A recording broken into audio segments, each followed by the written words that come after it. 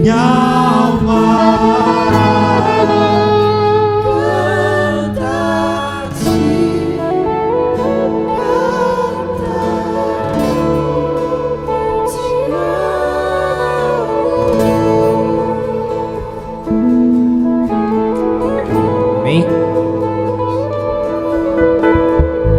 Gostaria que você desse uma salva de palmas ao Senhor.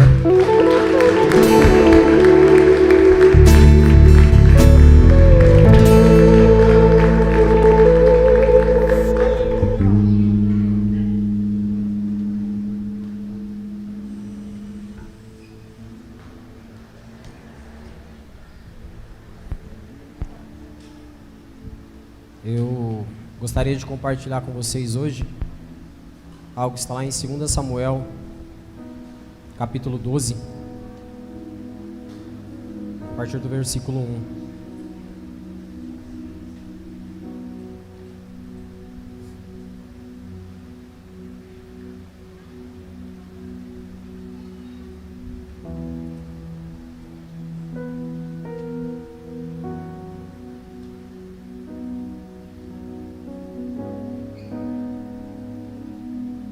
Bem, lá diz assim: e o Senhor enviou Natã a Davi, e apresentando-se ele a Davi, disse-lhe: havia numa cidade 2 homens, um rico e outro pobre. O rico possuía muitíssimas ovelhas e vacas, mas o pobre não tinha coisa nenhuma, senão uma pequena cordeira que comprara e criara.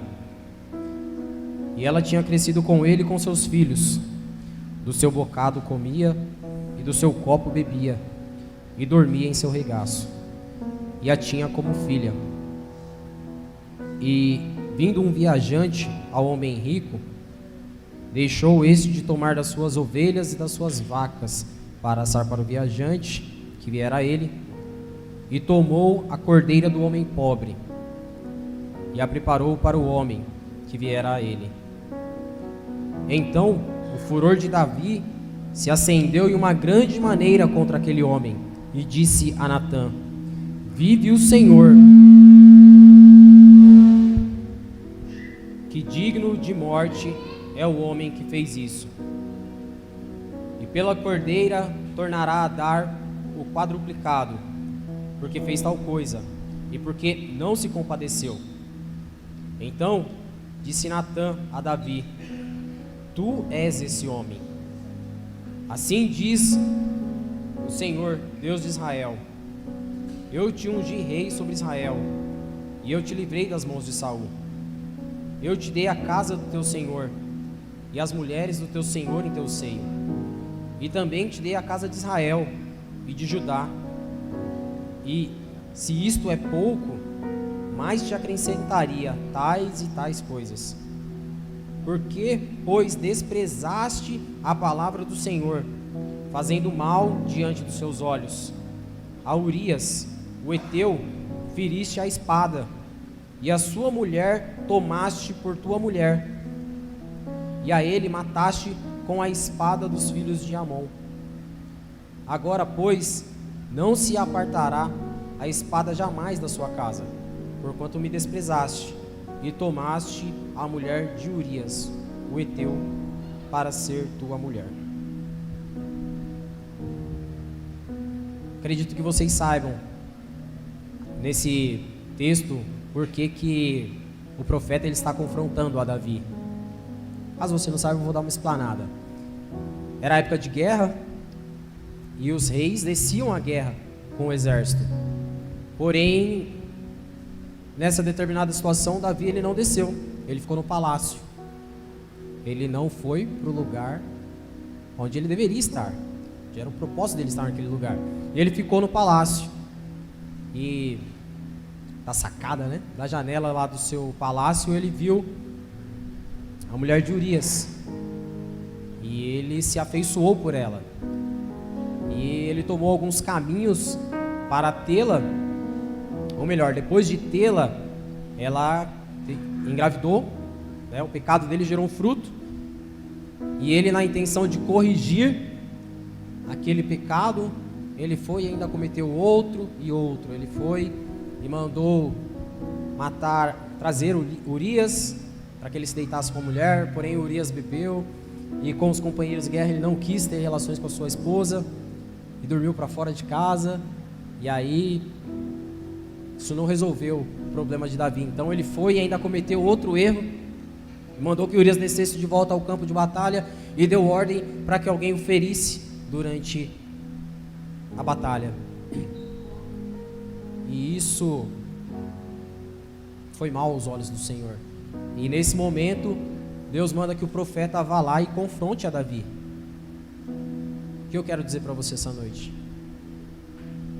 Muitas vezes é necessário que o Senhor exponha o seu erro e o seu pecado, para que você saia do lugar de engano, para que te tire do lugar de engano. Então, aqui, quando nós lemos as primeiras partes, o profeta vem e ele confronta a Davi, e ele expõe a Davi. E muitas vezes é necessário que isso também aconteça conosco. Muitas vezes nós vivemos algo e naquele primeiro momento nós falamos, puxa, isso não está certo. Mas aí depois, assim como Davi, nós falamos, eu vou consertar. Aí nós fazemos outra coisa e aí a gente vai começar a descer ladeira abaixo. E nós entramos num engano tão grande que nós achamos que nós estamos errando para consertar lá o primeiro erro.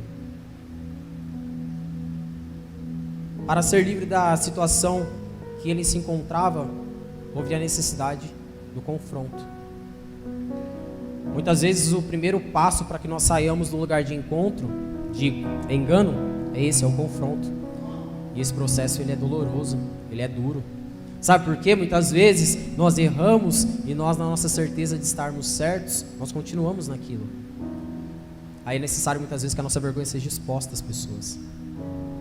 E aí é onde está a parte mais dolorosa. Porque muitas vezes nós queremos fazer talvez como Davi. Puxa, eu errei. Já errei. Continuar. Nessa época, Deus falava com as pessoas, com o seu povo, através dos profetas, assim como Natã foi lá falar para Davi. E hoje não vai vir um profeta falar para você, olha, abre os seus olhos, você está vivendo um engano. Não, há o Espírito Santo dentro de você. O ajudador, ele mora dentro de você para te convencer. Mais para baixo, quando Natã ele termina de contar aquela parábola para Davi, lá no versículo 5 diz assim: então o furor de Davi se acendeu de grande maneira contra aquele homem. E ele disse: vive o Senhor, que digno de morte é o homem que fez isso. Aí é onde nós somos confrontados outra vez, ou nós seremos agora confrontados outras vezes. Muitas vezes você se escandaliza, muitas vezes você fica indignado com os erros dos outros. Mas qual é a sua reação quando os seus erros são expostos diante dos seus olhos? Como você reage quando é confrontado nas suas atitudes?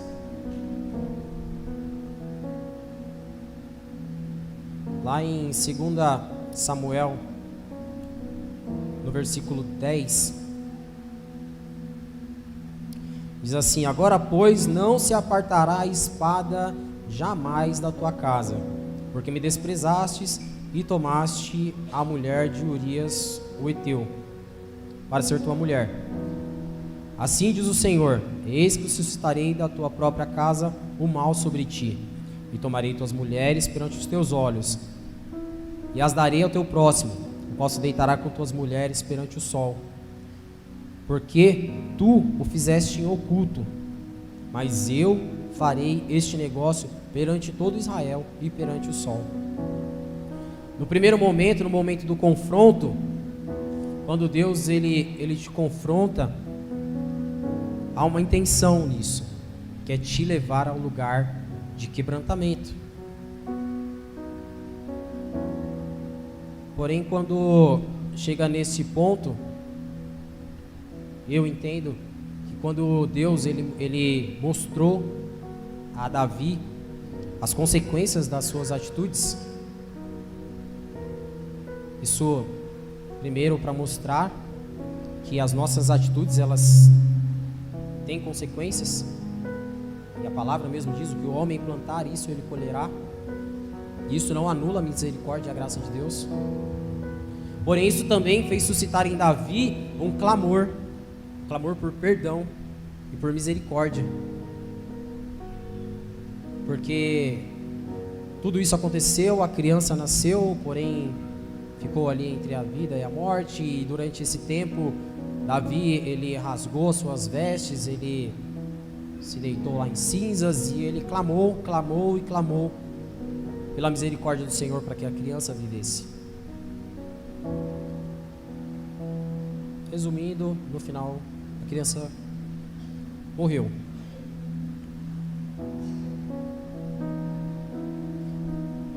Um pouco mais abaixo, o profeta diz, na verdade Davi diz ao profeta: eu pequei contra o Senhor.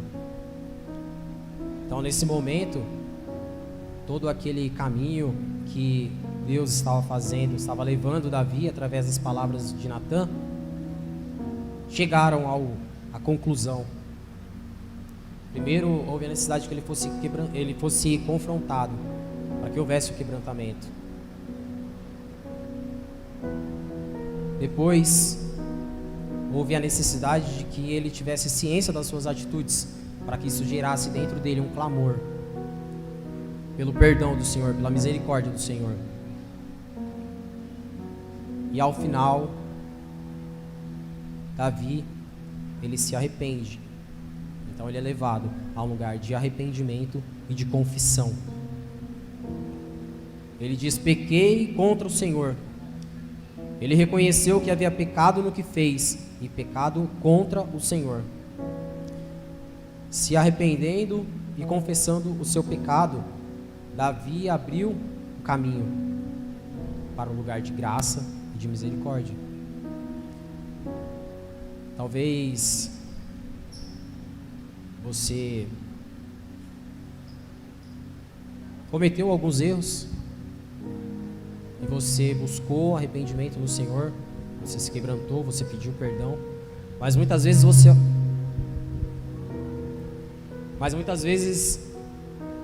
mesmo sabendo que você recebeu o perdão de Deus, muitas vezes a sua mente te condena.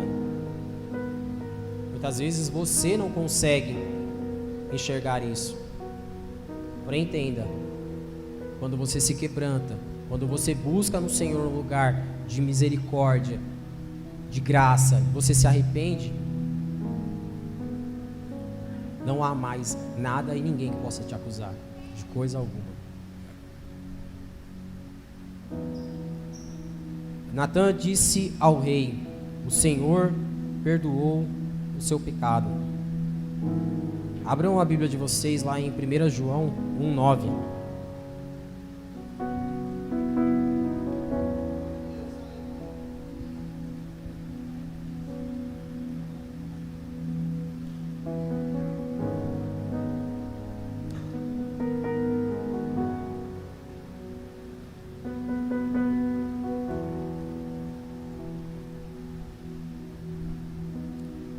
Para não ficar só nas minhas palavras. Se confessarmos os nossos pecados, Ele é fiel e justo para nos perdoar os pecados e nos purificar de toda injustiça. Quando nós confessamos os nossos pecados, Ele é fiel para nos perdoar e nos purificar de toda injustiça. E nisso nós vemos a misericórdia do Senhor. Quando Ele não nos dá aquilo que nós merecíamos, melhor, aquilo que nós merecemos. Ontem nós estávamos na Casa de Milagres e nós falávamos sobre Zaqueu. o Senhor me fez entender aí um paralelo entre Zaqueu e essa atitude de Davi. Abra a Bíblia de vocês, Lucas 19, a partir do versículo 8.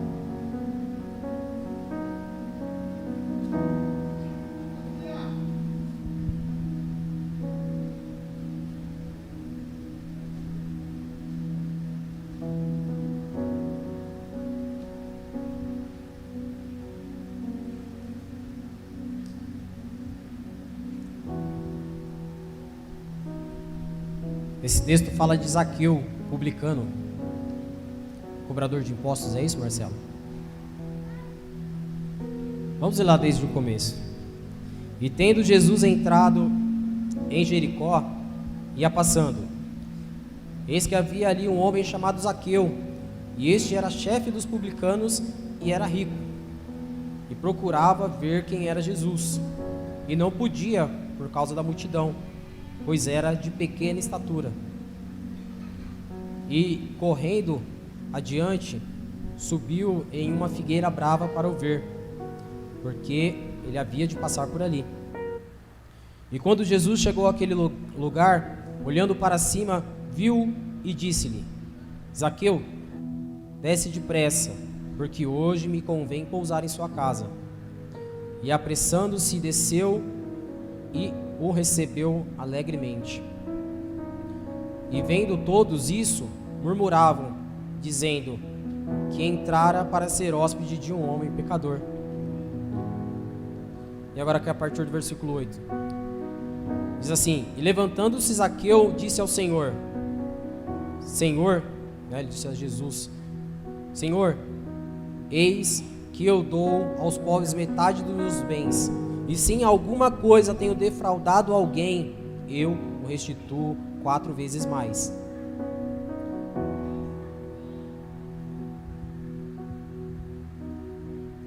E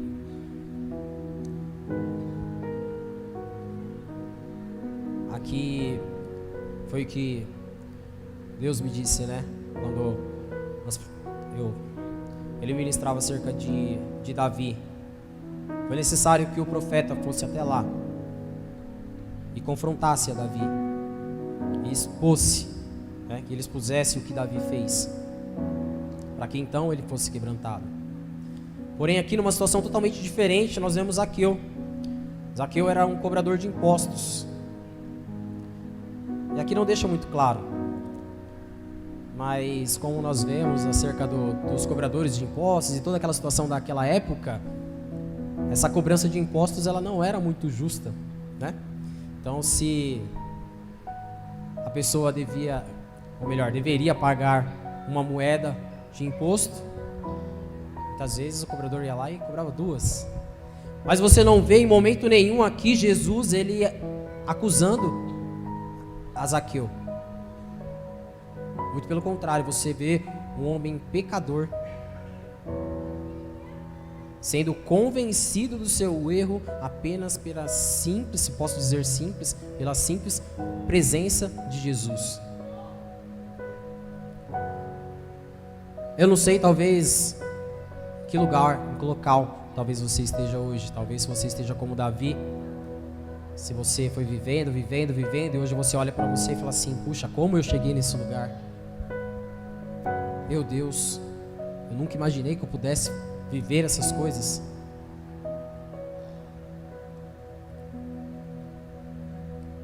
Mas hoje o meu desejo é que você seja como Zaqueu. Zaqueu, ele sabia do que ele vivia, ele sabia o que ele fazia, mas em momento nenhum houve a necessidade de Jesus confrontá-lo. Muito pelo contrário, ele soube que Jesus passaria por ali. Ele disse, eu preciso vê-lo. Seja como Zaqueu.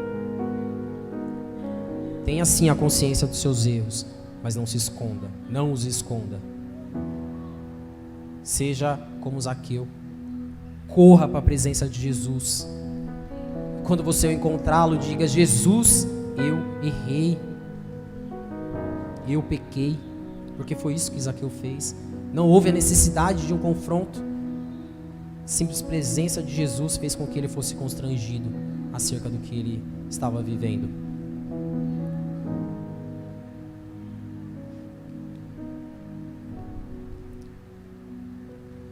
Lá em Tiago 5:20 diz o seguinte: saiba que aquele que converter um pecador do erro do seu caminho salvará da morte uma alma e cobrirá uma multidão de pecados. E lá em Lucas, se você não abriu, então pode continuar aí, se não abriu lá em Tiago. Lucas, ainda lá no capítulo 19,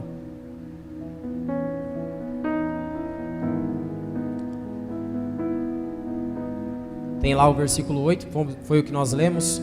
Levantando-se Zaqueu, disse ao Senhor: Senhor, eis que dou aos pobres metade dos meus bens. E se em alguma coisa tenho defraudado alguém, eu restituo quadruplicado. Zaqueu, ele reconheceu o seu pecado e ele o confessou diante de Jesus.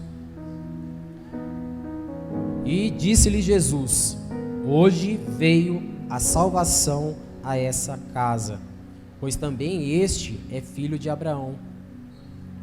Pois o Filho do Homem veio para buscar e salvar o que havia se perdido.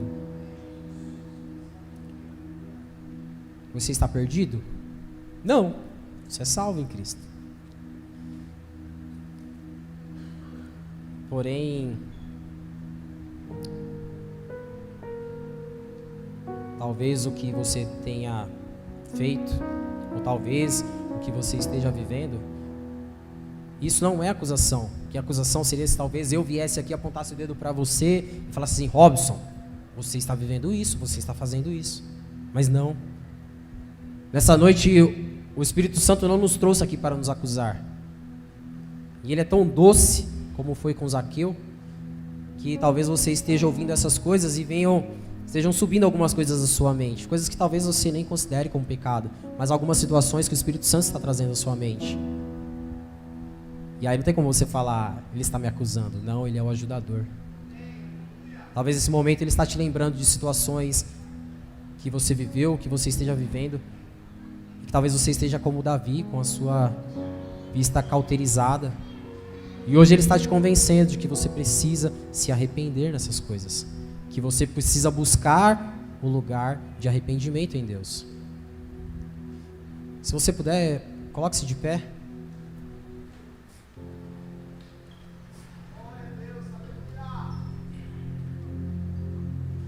Feche os seus olhos.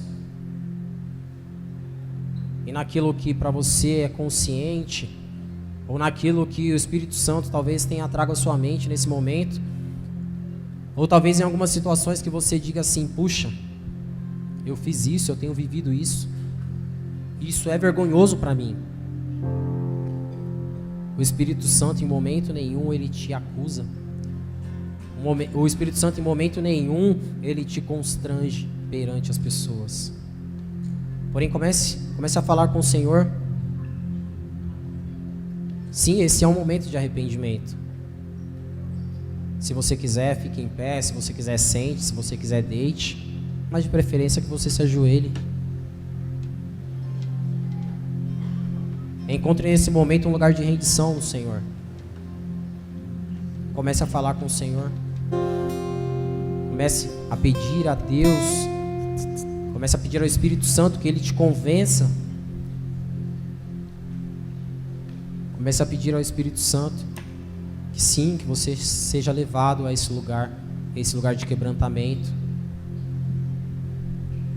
Que surja nessa noite do seu coração um clamor pedindo pelo perdão, pela misericórdia do Senhor. Muitas vezes nós vivemos situações e para nós isso é tão normal, ou melhor, isso se torna normal de uma forma que você continua vivendo aquilo. E no seu consciente você sabe que isso é errado, mas no seu inconsciente você continua fazendo as mesmas coisas. Se quebrante agora diante do Senhor. Comece a falar com Ele. Isso não é algo que eu posso fazer por você.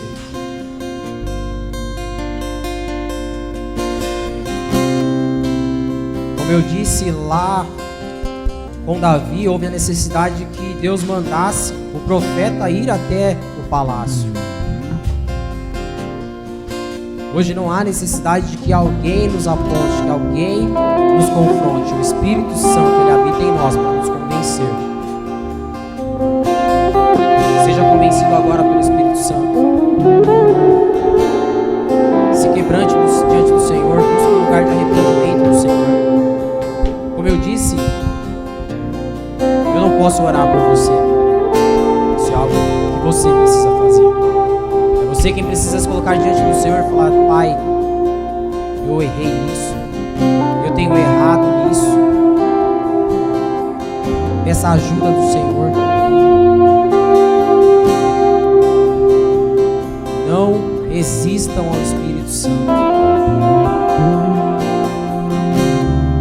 Não resistam ao Espírito Santo. Permita que Ele quebrante o seu coração essa noite. Se arrependa e confesse os seus erros.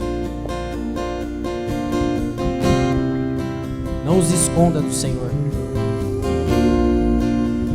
Como eu disse muitas vezes, você errou, você se arrependeu, você se quebrantou, você buscou em Deus um lugar de perdão e você o alcançou, porque a palavra, ela é verdadeira e ela diz: se você se arrepende, Ele te perdoa, Ele te limpa de toda injustiça. Talvez a sua mente te acuse, ou talvez, dependendo da intimidade, da proximidade das pessoas que estão à sua volta, às vezes em algumas situações eles podem apontar o dedo para você e dizer assim: você errou nisso, você está vivendo isso. Entenda uma coisa: quando você se arrepende e busca o perdão do Senhor, quando você se apresenta diante dele, Ele olha para você e diz: justificado, justificado. Porque essa foi a obra da cruz.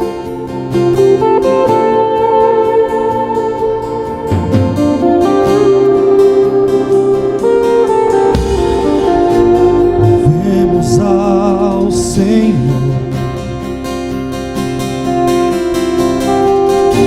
louvemos ao Senhor,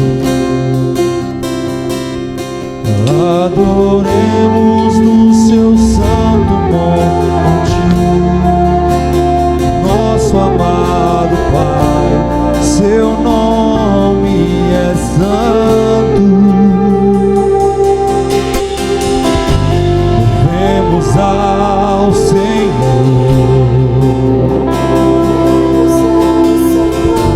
louvemos ao Senhor,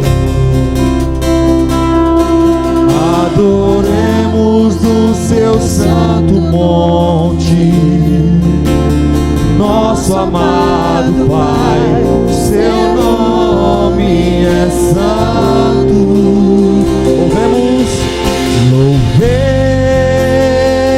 Louvemos ao Senhor, pois seu nome é santo, pois seu nome é santo. Louvemos ao Senhor, pois seu nome é santo, pois seu nome é santo. Magnifiquemos, magnifiquemos